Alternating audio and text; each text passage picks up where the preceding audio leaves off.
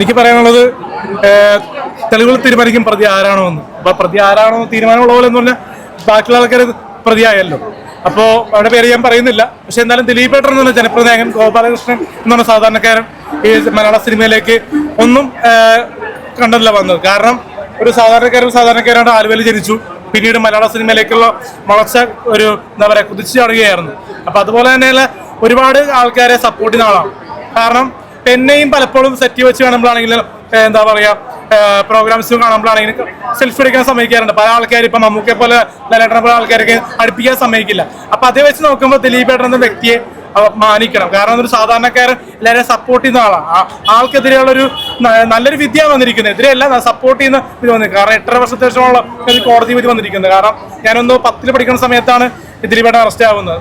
എന്തായാലും ഒരു വിധി നല്ലത് വന്നു. കാരണം തെളിവ് തീരുമാനിക്കും പ്രതി ആരാണെന്ന്. എന്താ ദിലീപ് ഏട്ടൻ അല്ലല്ലോ, കാരണം തെളിഞ്ഞല്ലോ. കാരണം നിരപരാധിയാന്ന് പറഞ്ഞ് വിട്ടയച്ചു, കുറ്റവിമുക്തം എന്താ പറഞ്ഞിരിക്കുന്നത്. കാരണം ഇനിയും നല്ല കാര്യങ്ങൾ സംഭവിക്കട്ടെ. ഇനിയും ഒരുപാട് പേര് ശത്രുക്കളുണ്ട്. കാരണം സന്തോഷ് വർക്കിയെ പോലെ ആൾക്കാരൊക്കെ ദിലീപിനെതിരെ പറയും, ഒരുപാട് നടന്മാരും നടിമാരും പറയും. പക്ഷെ ആരൊക്കെ പറഞ്ഞാലും ഇപ്പൊ എന്നെ പറ്റി ഒരു പറയുന്നുണ്ട് എന്ന് പറഞ്ഞ് സത്യമാവുന്നില്ലല്ലോ. അതുകൊണ്ട് തന്നെ ദിലീപേട്ടന് നല്ലൊരു വിദ്യ വന്നിരിക്കുന്നത്. കാരണം ഐ ലവ് യു ദിലീപേട്ട. അപ്പൊ ദിലീപേട്ടോടെ അഭിനയിക്കണമെന്ന് താല്പര്യമുണ്ട്, ഒന്നിച്ച് സ്ക്രീൻ പേസ് അഭിനയിക്കുന്ന താല്പര്യമുണ്ട്. കാരണം ഒരുപാട് പേര് ദിലീപേട്ടനോടെ അഭിനയിക്കാൻ വിസമ്മതിക്കുന്നു, ആസിഫ് അലി പോലും. അപ്പൊ ആസിഫിക്കോട് എനിക്ക് പറയാനുള്ളത്, എനിക്ക് അഭിനയിക്കാൻ താല്പര്യമുണ്ട് ദിലീപേട്ടനോട്. കാരണം ആസിഫിക്ക് അഭിനയിക്കാൻ താല്പര്യമില്ല, എനിക്ക് അഭിനയിക്കാൻ താല്പര്യമുണ്ട്.